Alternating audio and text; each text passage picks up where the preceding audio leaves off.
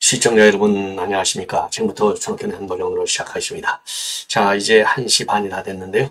마지막 심야 방송이 되겠습니다. 우선요, 이재명 뉴스부터 시작하겠습니다.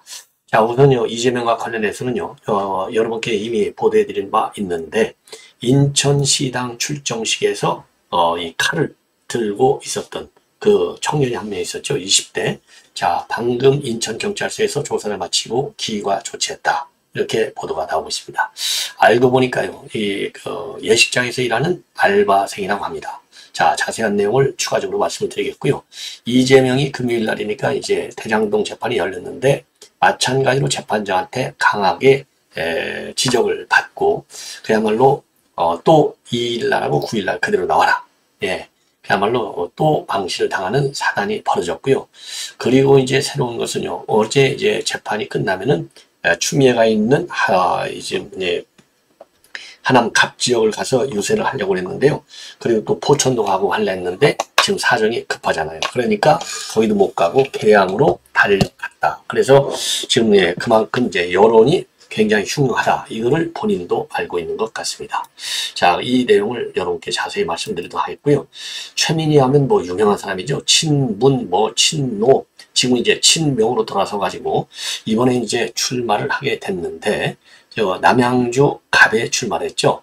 자, 여기인데 지금 이제 그동안에 베스트셀러 20만 부가 팔려갖고 베스트셀러라고 알려져 있던 책. 이 책에 말이죠. 이 책에 말하자면 아기를 키우는데요. 양귀비를 끓여서 줬다. 이런 말이 나와요. 그래서 이게 마약류 관련 법 위반이다. 이런 문제가 제기되고 있습니다. 자, 그래서 요 내용을요, 자세하게 말씀을 드리도록 하겠고요.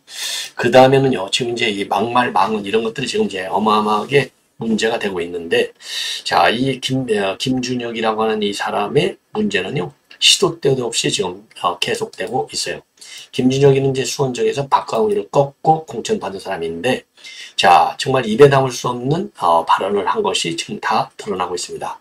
자, 이 과거 얘기지만은요, 2019년도에 낙곰수 출신의 유튜버인 김용민 TV에 출연해가지고요, 박정희 전 대통령이 위안부하고 성관계를 가졌다.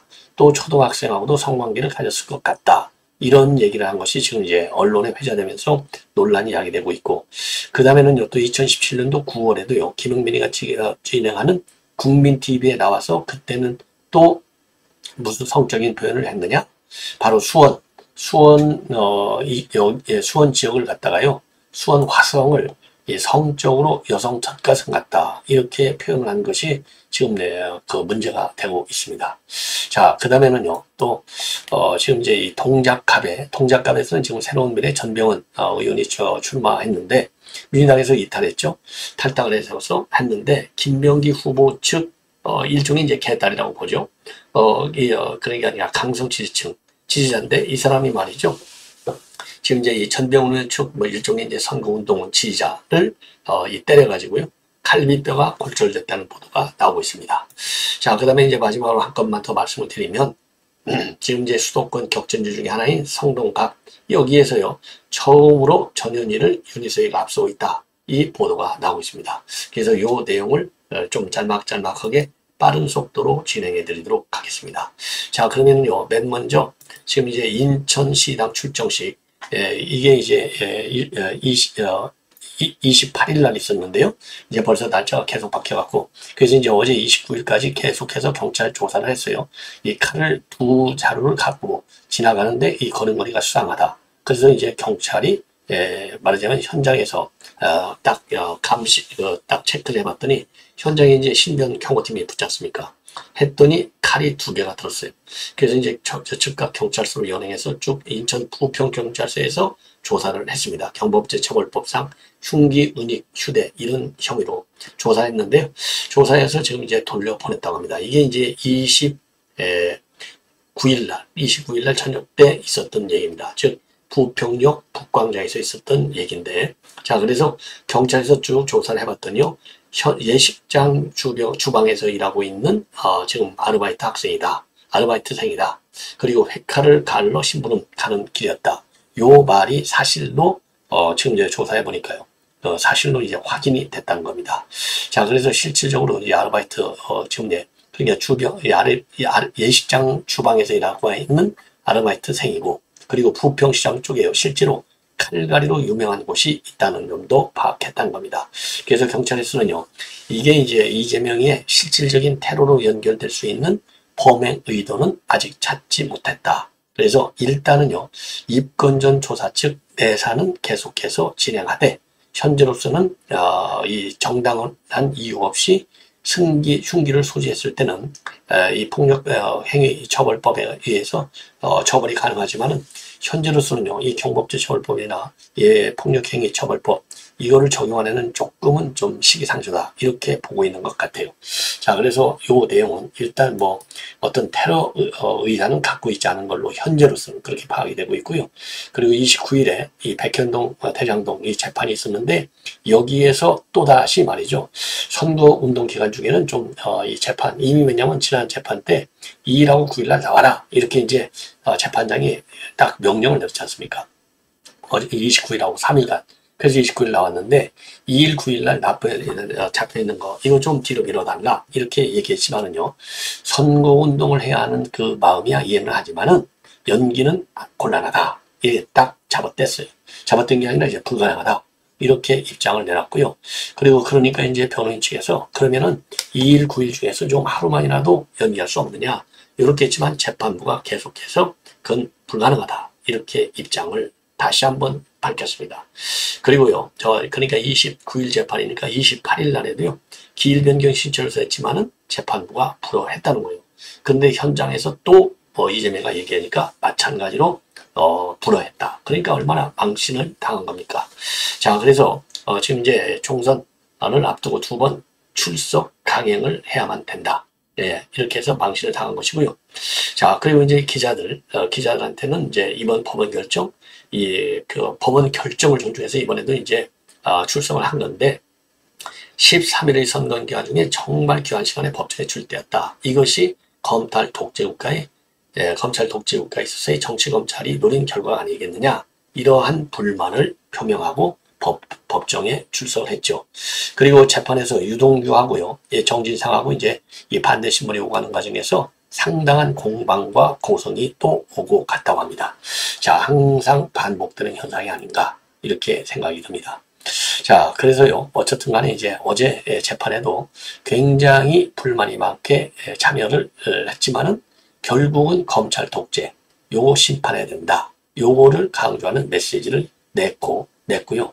그리고 총선 하루 전까지 재판에 모두 나올 것이냐, 재판 기일 변경 신청을 앞으로도 계속 할 것이냐, 이런 기자들의 질문에 대해서는요, 답변을 안 하고 그냥 도망가듯이 도망갔다. 예, 이렇게 얘기를 할 수 있겠고요. 자, 그래서 이러한 이재명의 발언을 두고 이 법조계에서는요, 이재명이가 재판을 3건씩이나 받게 된 것은 그만큼 비리 혐의가 많이 있는 것이 아니냐. 그런데도 무작정 검찰 탄만을 하는 거, 이거는 납득하기가 어렵다. 자, 이렇게 해서 법조계에서도요, 이재명의 이러한 자세, 태도에 대해서는 상당한 불만이 지금 제기되고 있다, 이렇게 보여집니다. 자, 이번에는 말이죠, 이번에는 이제 최민희 얘기를 좀 하겠습니다. 자, 이거는 조선일보가 단독으로 보도하는 기사인데요. 자, 최민희가 말이죠, 2001년도에 책을 하나 냈다고 그래요. 바로 제목이 어떻게 되어 있느냐, 황급빛 똥을 누는 아기, 이런 제목으로 되어 있는데요. 이 책이 굉장히 인기가 좋아가지고 베스트셀러라고 본인이 그동안에 이제 기회가 있을 때마다 홍보해 왔고요. 작년에 국회 도서관에 펴낸 정기간행물 월간 국회 도서관에는요, 이 책이 20만 부를 찍은 베스트셀러라고 소개되기도 했다고 합니다. 자, 그래서요, 이 조선일보가 요 책 2007년도판, 이게 2007년도 개정판인데, 이게 이제 현재까지는 최신판이에요. 요 책을 봤더니요, 본인의 이 배탈이 난 자녀에게 양귀비를 먹인 본인 스스로가 경험이 있다, 이렇게 이 책에서 밝히고 있다는 겁니다. 자, 어느 쪽 얘기냐, 둘째 자녀가 생후 1달이 지났을 때요, 장근집을 먹였대요. 장근집을 먹였더니 배탈이 나가지고 하루에 8번씩이나 설사를 했다는 겁니다. 그래서 아이를 관장시켜 죽연물을 만들어서 먹였고, 그리고 나서 이제 뭘 먹였느냐, 양귀비 대를 조금 더 삶은 물을 먹였더니 곱동이 뻗더라. 이런 요법을 이 책에서 설명하고 있는 거예요.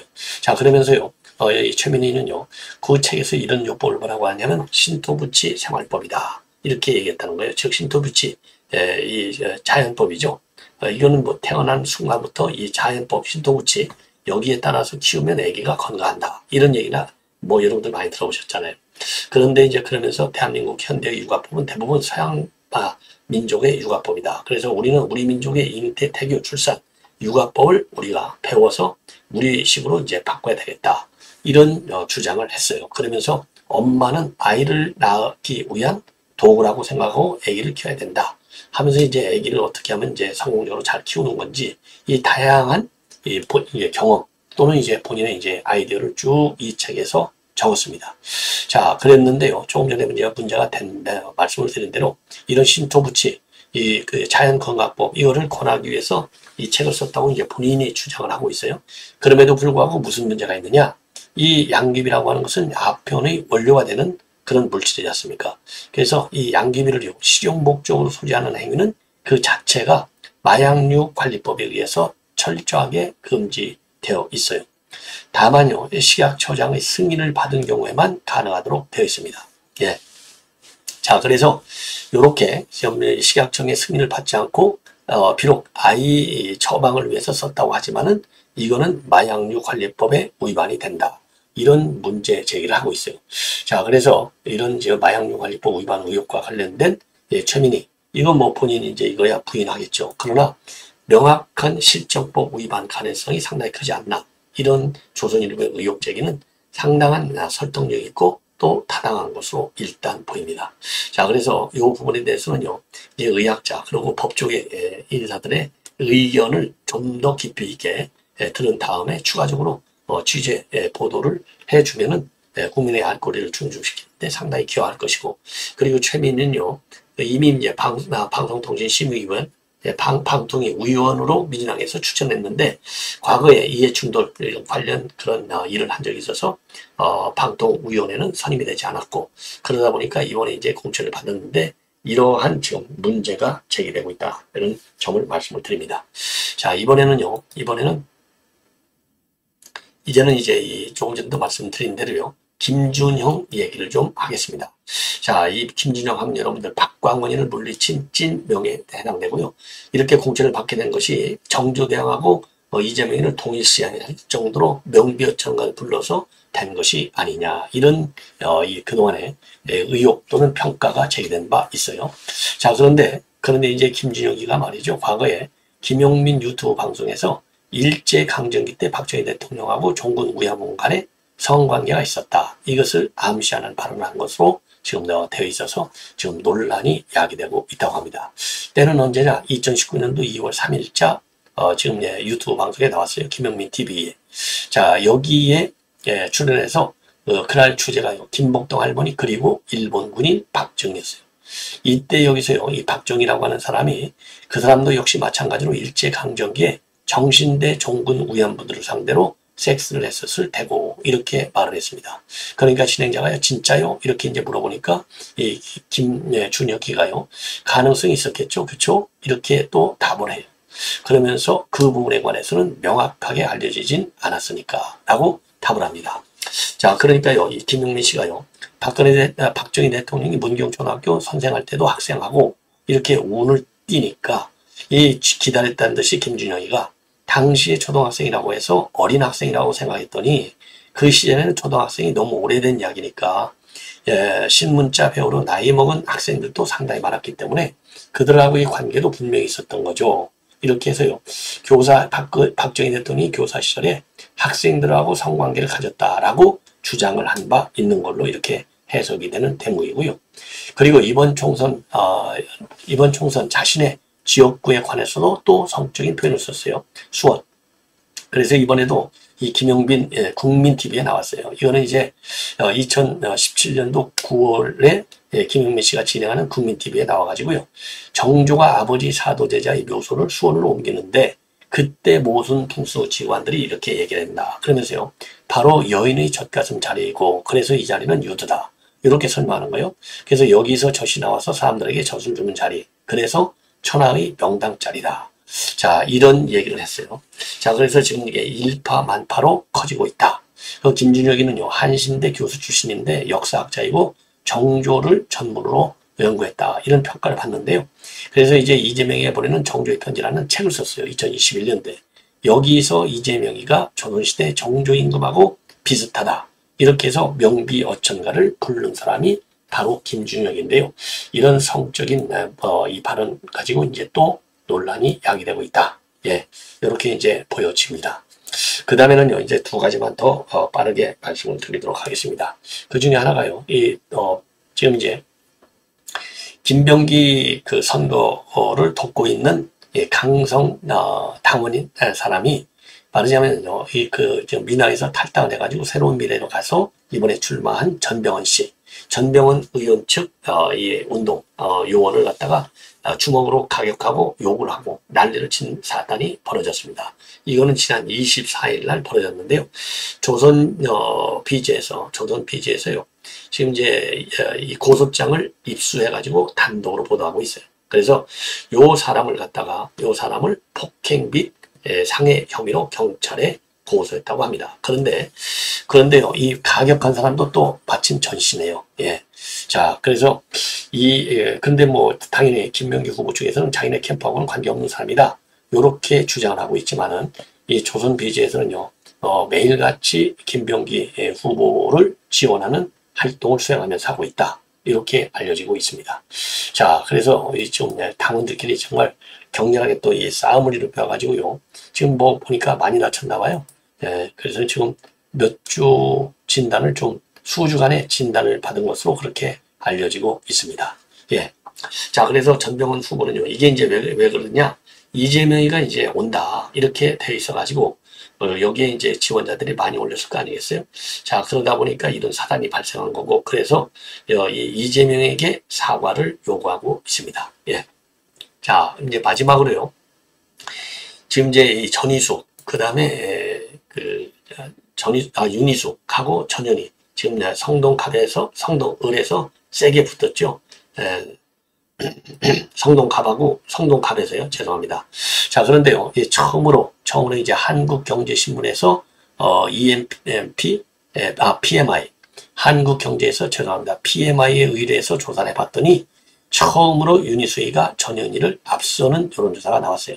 그래서 이제 지지 후보에서는 윤희숙이가 39.8%, 그리고 이제 전현희는 34%, 그래서 4.8 오차 범위 내지만은 앞서는 조사가 처음으로 나왔다.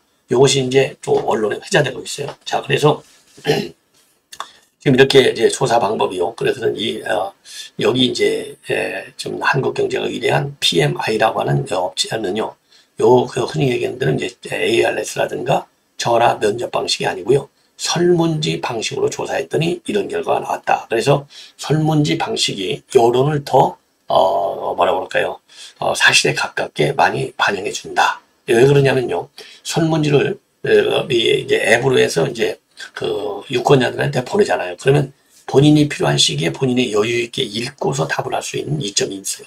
그러다 보니까 응답률이 높게 나타나고 그만큼 신뢰성이 크다. 이런 평가를 받는다는 겁니다. 자, 그래서 요 조사를 봤더니요. 지금 이제 윤희숙이가 39.8, 전현희가 34. 그래서 5.8% 오차 범위로 지금 앞서는 것으로 그렇게 지금 알려지고 있습니다. 예. 자, 그래서요. 지금 이제 TV조선에서 일주일 전에 했던 것을 보면은 윤희숙이가 27, 전현희가 43인데 이게 이제 뒤집어지는 이런 상황이 됐다는 겁니다. 자, 그리고요. 나이별로 봤더니요. 20대에서는 윤희숙이가 20대에서는 윤희숙이가 40.7%로 전현희 26.3%보다도 14.4%포인트도 앞서고 30대는 비슷하게 나오고요. 40대, 50대는 이 전현희가 높게 나옵니다. 왜냐하면 이게 이제 민양 지지층이잖아요. 콘크리트. 그리고 60대, 70대는 윤희숙이가 더 높게 나옵니다. 그리고 당선 가능성이 높은 후보는요. 전현희가 43.8이고요. 윤희숙이는 31. 그래서 12.8%포인트가 앞서는 것으로 나옵니다. 그리고요. 여기에서는 이제 국정안정 이거는 40.2%, 견제가 32.8%에서 안정론이 훨씬 더 높이 나오네요. 그리고 비례대표의 경우에는요. 국민의미래가 27.6%, 그리고 조국혁신당은 17.8, 그리고 민주연합이 16.2, 개혁신당이 5.9, 새로운 미래가 3.1이 되겠습니다. 그래서 여기에서도요, 조국혁신당이 비대는 민주당을 압도하고 있습니다. 자, 시청자 여러분, 이렇게 해서 오늘 심야방송은 모두 마치겠습니다. 대단히 고맙습니다.